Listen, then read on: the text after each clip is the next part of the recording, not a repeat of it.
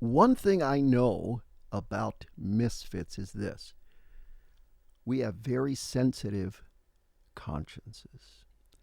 And I think that's because we often don't have the support of our families and some of our friends.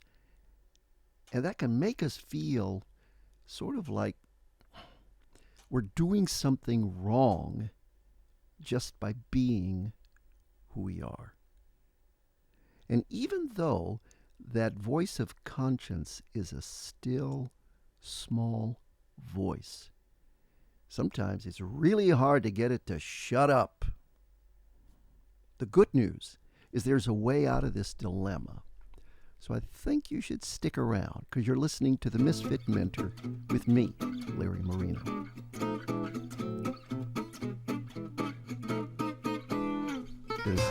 Welcome to The Misfit Mentor. I'm Dr. Larry Marino, and for over 30 years I've mentored people like you. We do it by telling true stories with helpful life lessons that give real guidance for your journey. I have lived a misfit life for a long time, and I can tell you one thing: at some point, we all need a mentor. I hope you'll think of me as your misfit mentor.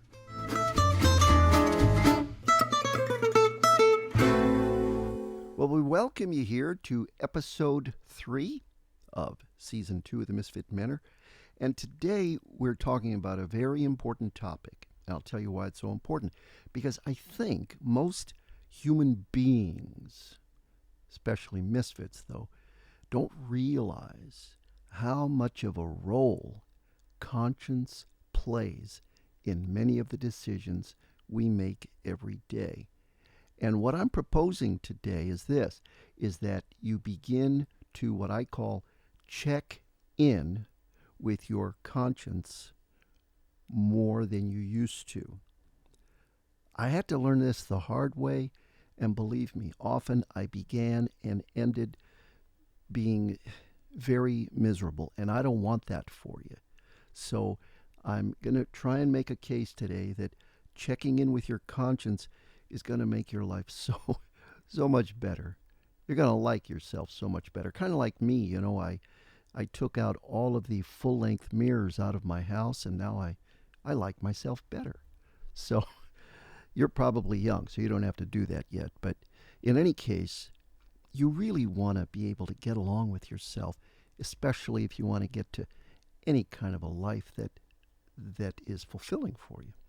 So somebody once said, having a bad conscience, that's the worst thing that a person can suffer in this life. And as I said earlier, if you're a misfit, I think we have this problem because we keep thinking, I must have done something wrong, and it turned out we were just being who we were. And that's not so cool. And as I said, that's because you don't get support from people that you really care about, and then you kind of feel like, wow, I must be bad or something. So we got to get rid of that. Now, let's check your Greek mythology for a second. Let me ask you, have you ever heard of the Erinyes? The Erinyes, or sometimes they call them the Furies. Maybe you've heard of them. Have you ever seen images of snake-haired women? And they take vengeance on people who, let's say, broke their oath or did some other dastardly thing. Well, those old images, they're very ancient images, they're symbolic of modern day problems that you and I have. I mean, really, think about it for a second.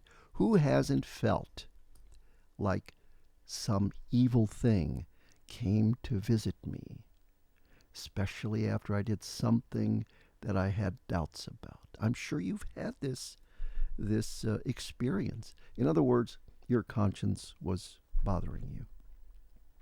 Now, as I said, what makes the conscience kind of a nag, I guess, is because the word itself, doesn't just mean you know something. It means you know that you know. You know that you know. And it's the kind of knowing you'd really rather not know, but you know. Know what I mean? So it can hit you, though, at the weirdest times. And what I really hate about it, it gives you that immobilizing feeling where you kind of feel like, okay, I don't want to do anything ever again. That's when you know you've got that bad conscience feeling.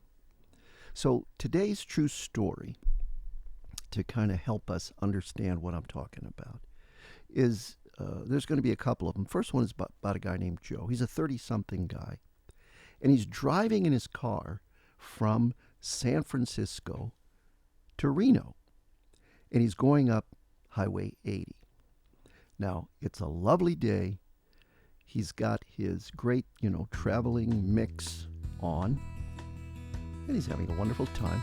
And he stops a little bit past Sacramento to get some gas and some goodies. And as he's walking into the store, he sees a lost and lonely-looking teenage girl, maybe like 17. And he instinctively wants to go up to her and ask, hey, are you okay? But he's not sure how she'll take it. So he doesn't say anything. So he pays for the gas and the goodies, and he notices that it's like she just disappeared. Like she was just standing there one moment, and now she's not there anymore. She wasn't in the store. She wasn't outside. He thought, well, gee, that's kind of weird. I wonder what happened to her. He looks around, gets into the car, and drives away. Now, one thing about Joe, he didn't like driving on freeways, so he'd always take U.S. Highway 50. Now, if you've ever been on this, it's beautiful. Try to think of a little more desolate, hardly any signs. It crosses over these large desert valleys.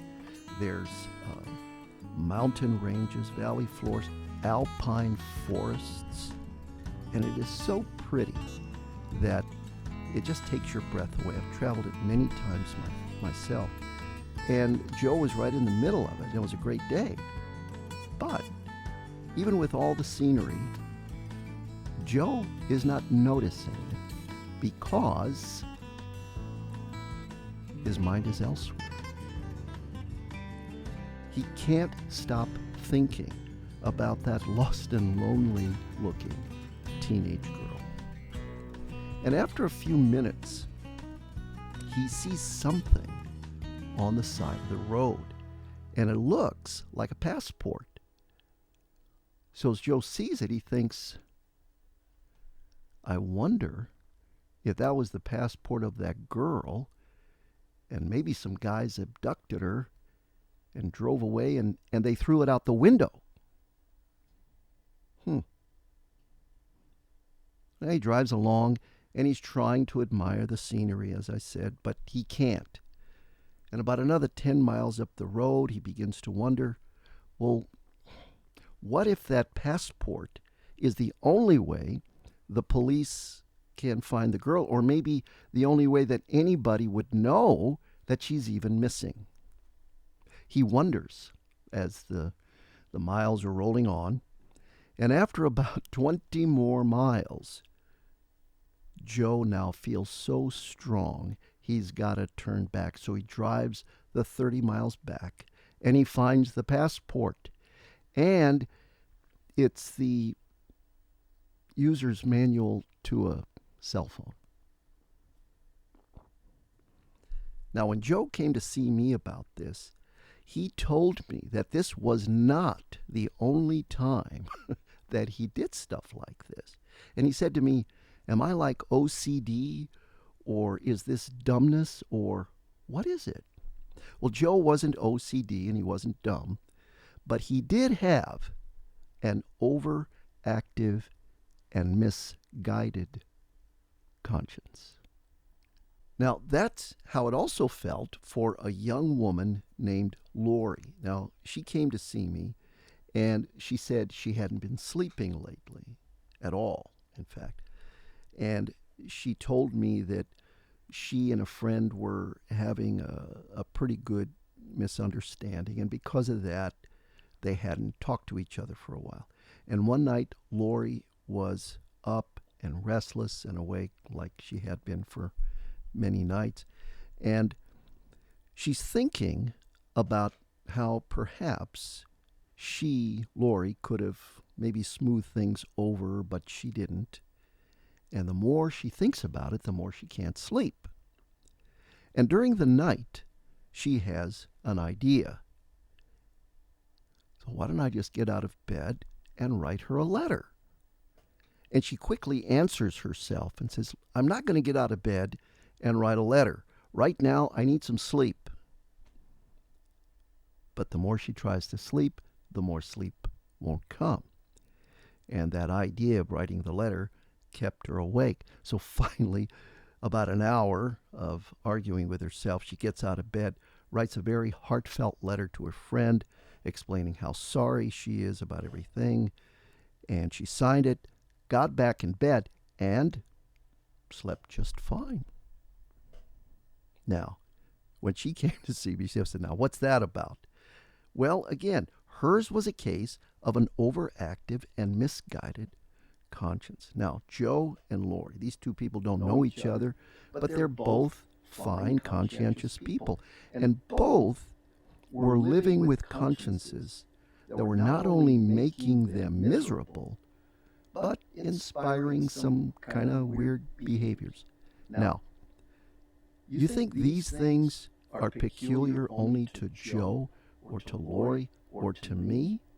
I don't think so. I think everybody falls into this. But as I said, misfits probably more than most. Because, as I said, here we are trying to do life the way that fits for us, and yet everybody says, no, that's wrong, that's bad, that's whatever. And you can see how easy it is for us to feel like, well, I'm wrong just by being myself. The one thing you got to get, first of all, too, is that, it would be nice to have the support of those people. Yes, but I'm never going to say that you need it, because you do not. I know that sounds maybe bad to say, but it's just true. You don't need the support, really, of anybody to live the life that you're trying to get to. It would be nice, but it's not a need. You need food like water, air. That's a need. So let's see if we can unpack what happened to Joe, what happened to Lori, and then we can get a better handle on it, like when stuff like this happens to us. So first, as I said, Joe and Lori have these crazy consciences. Now, let's think about the conscience for a second. The conscience is really responsible for giving us a lot of problems, a lot of confusion, but it also gives us a kind of a sense of awe, really, a sense of wonder. So many old texts illustrate the human conscience at work. I mean, the first place we see it in the old days is like with Adam and Eve, and they try to cover themselves with fig leaves. And then you got the Greeks telling stories of those Irenes, those snake-haired women I talked about. They haunt people if they did something wrong. You got a guy named Peter who denied Jesus, and he weeps bitterly. And then, of course, the worst guy, Judas, who betrays Jesus, and his conscience bothers him so bad that he kills himself. Now, those are just a few illustrations, but it gives you a real feel for how the conscience has this power. It can move us. And the stories endure because we can imagine how they felt. So, let me tell you what that feeling is, okay? That's your conscience. And here is what it is, very specifically. I'm going to say it 2 times. Your conscience is an emotional response of your heart to a moral duty your mind has recognized. I'm going to say it again. It's an emotional response of your heart to a moral duty your mind has recognized. And acting against conscience always leads to a consequence. And as I said, a wiser head than mine said, a bad conscience is the worst thing that a human being can suffer. Now, where things get dicey is this. Your conscience and mine, all of our consciences, were being formed when we were very young, like just little kids, 2, 3, 4 years old. We were not old enough to understand ethics and codes of behavior and moral duties. We didn't get it when we were little kids, but that's when your consciences were being formed. So it's good at this point to think about moral duty, okay? Now, you might feel like I'm getting away from the topic. I'm not, because the topic has its basis in your sense of moral duty, your ethical code. Now, your ideas of what is right and what is wrong were based on things you were taught as a kid. Be nice, don't hit your brother, share your candy bar, whatever it is. And those are all good. But there were some things you picked up that weren't very good. For example, sometimes a little kid will spill his milk, and mom will get upset or dad will get upset, and the kid thinks, wrongly, that he has the power to make his parents act a certain way. And it's not a good way. And so it kind of bothers the kid. And of course, this is magical thinking. All kids do it. You can't get around it. If this happened to you, you can't blame your parents for it, because, we were the ones who came up with the wrong idea, not them, So I'm pushing for a very existential approach on this. In other words, what I'm saying to you is, when it comes to the conscience, you cannot make any excuses. In fact, when it comes to your life, if you want to have a creative life, if you want to use creative process, if you want to have a life where you can say, yes, I'm free to think my own way and do it my way, then it better be no excuses. Because the people who are full of excuses never, ever, ever get to the life they want. And they always end up being that old, tragic figure. You don't want to be that. So please listen. All your feelings, all your emotions, all your ideas, everything's on you. It's on me. It's not on parents. It's not on society. It's not on culture. It's on you.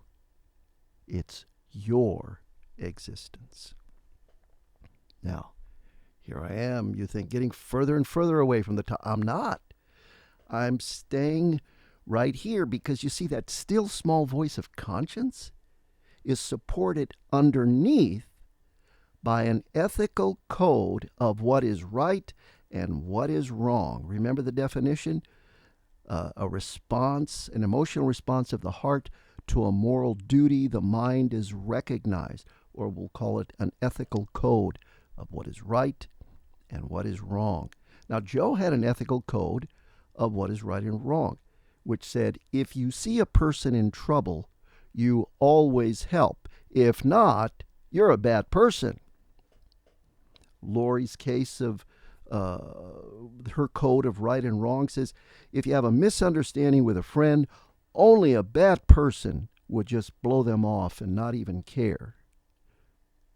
Okay, now, in and of itself, that doesn't seem like a big deal. But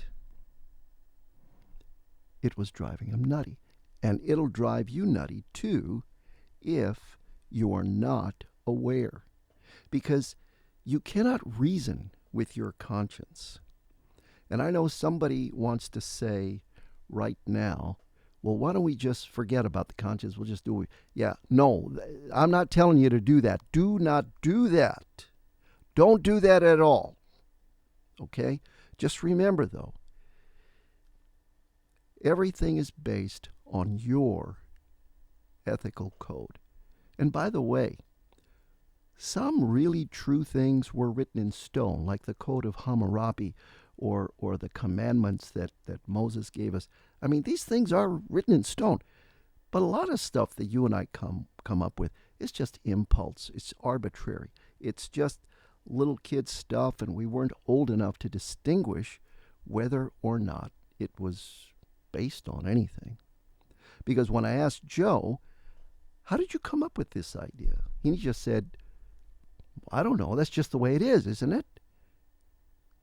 And I said, is it? Lori, same thing. When I asked her, how did you get this idea? She was almost flabbergasted that I would even question it. Like, well, of course, this is the way it is. Now, you and I have things like this. We have this ethical code, and it's just supposed to be there. And let me tell you how you got that ethical code. Here it is. I don't know. Nobody knows. Like I said, it happened when we were little kids. But now you're a big kid, and now it is time for you to check in with these things. Now, remember a minute ago I said, wouldn't it be just simple just to forget about the conscience and go on? Do not do this. Let me explain. I know you have an overly sensitive conscience, as I do, and of course it's not fun. But have you considered the alternative? Do you know what happens to people who disregard the conscience? They do awful things to people. A conscience that is disregarded stops working. Say it again. A conscience that is constantly disregarded stops working. And that's not a place you want to be. People who disregard the conscience die young or end up in prison for doing bad things. How would you like to be a person who does the worst things and has no remorse? You don't want to be that person. So that's not what this show is about today. Like, just get rid of your conscience and you'll be fine. That is not the answer. People who do that do bad things. All right. Now, since that's not an option, then what we have to do is figure out, how do I check in with my conscience, especially when I always feel like I'm being wrong by just being me. Okay. Well, based on everything that we've just talked about, I want you to think about your goals. You know, where you want to go. Do you want to be known as a person who's, a good person, or someone who is trustworthy, or generous, or an ethical person? I hope that the people who listen to this show would say, well, yeah, I don't want to be a rotten person. I don't think anybody starts out wanting to be that, So think about that goal, because I know you have it. Otherwise, you wouldn't be listening to this show. Now I want you to think about your behavior.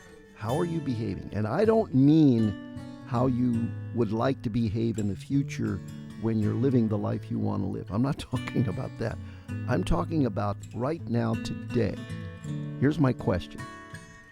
Are you stepping on people to get to where you want to go?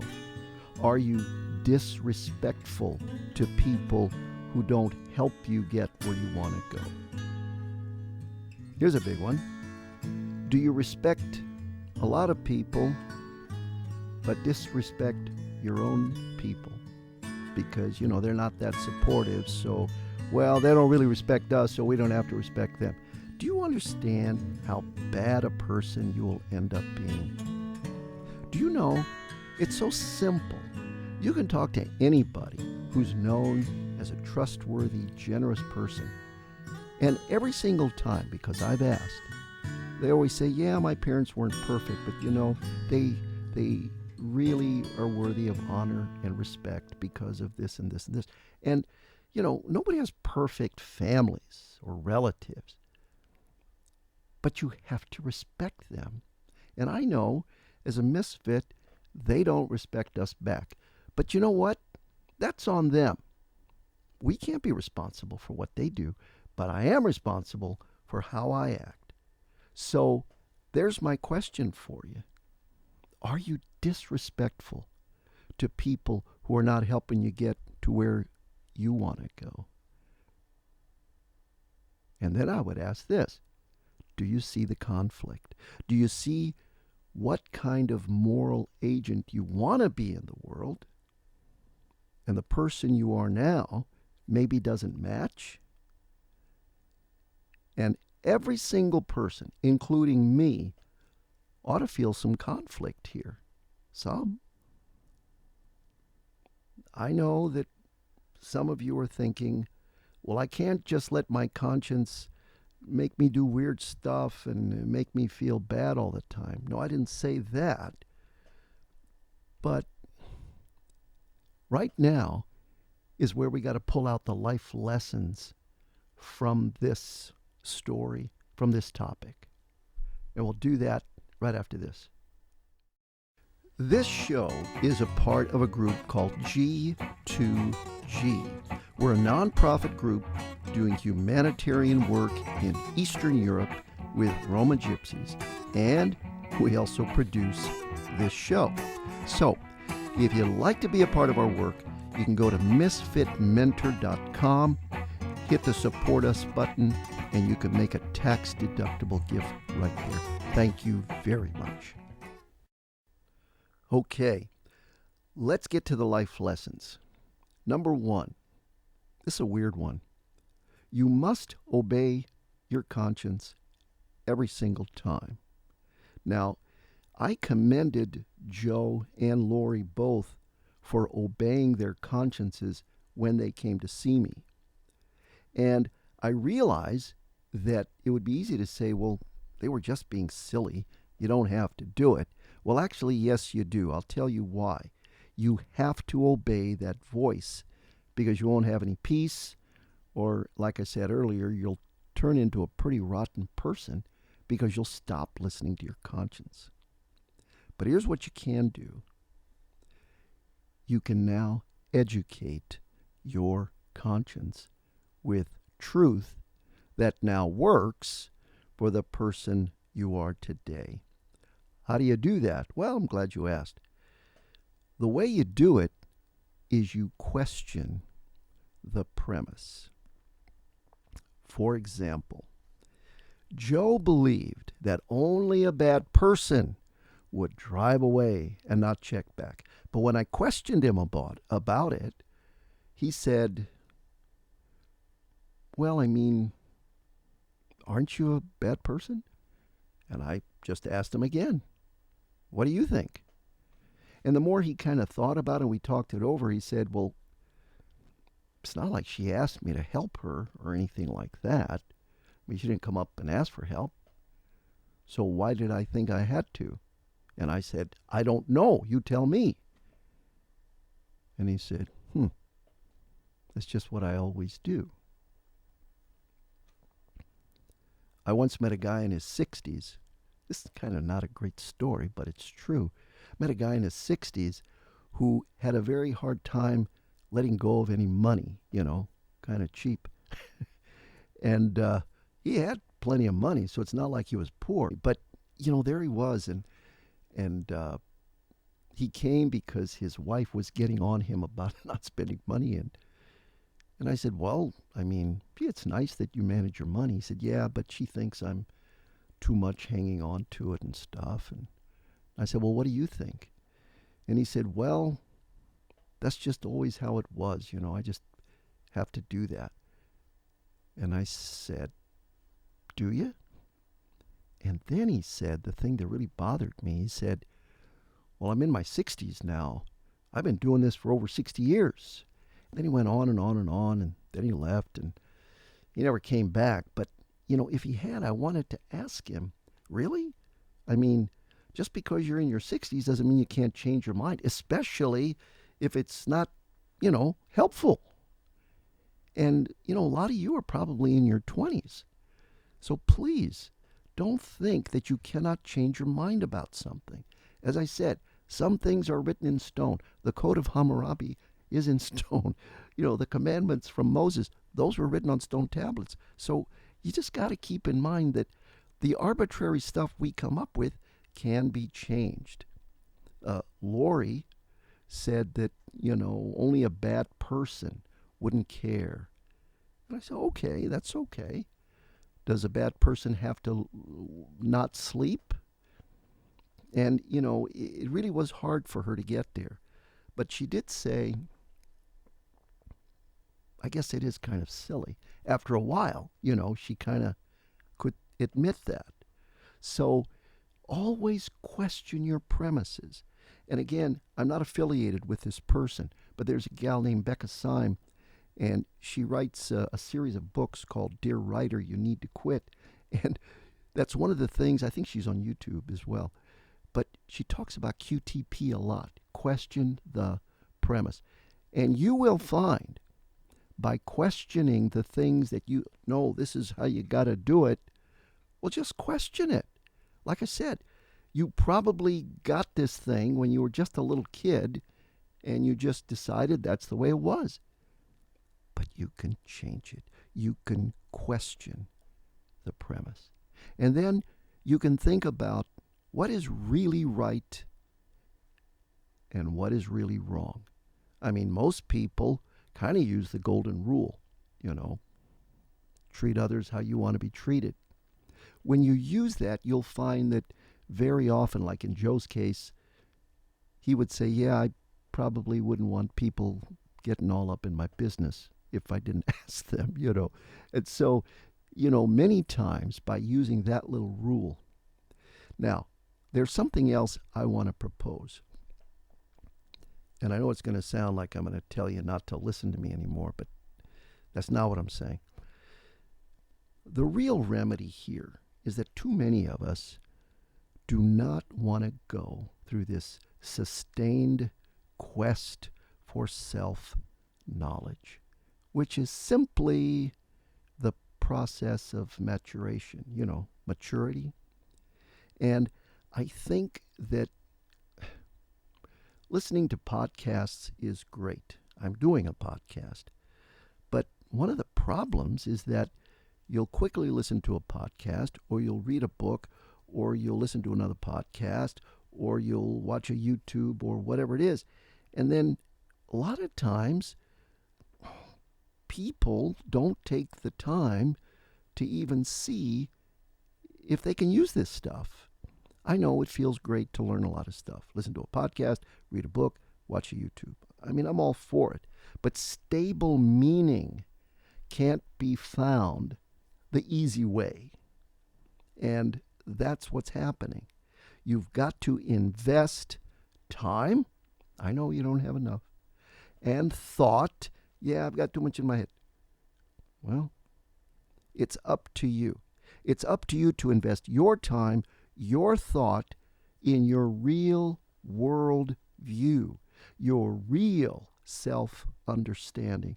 The same way some of you put time into your schoolwork or trying to get better at your craft, you've got to do the same thing with yourself. You've got to check in with your conscience because it's the right thing to do. It's right for you, and it's right for me. So please, don't rush through your life. Hey folks, this week I want to try a new segment to kind of help us, as I said earlier, to talk to each other a bit more. So I'd like you to record something on your phone and send it to larry@misfitmentor.com. And here it is. It's the fill in the blank to this question. I wish everybody loved blank as much as I do. Please record that on your phone. Send it to larry@misfitmentor.com. I promise we will do our very best to get it on the air. I really want to give you guys a chance to talk to us more. Also, we are grateful to our executive producer, John Crable, our producer, Adam Marino, who's here with us in the studio. Also, these beautiful people at Welt 95.7 here in beautiful downtown Fort Wayne, Indiana. I'm Larry Marino. I'm your host. This is the Misfit Mentor, and we will see you next time.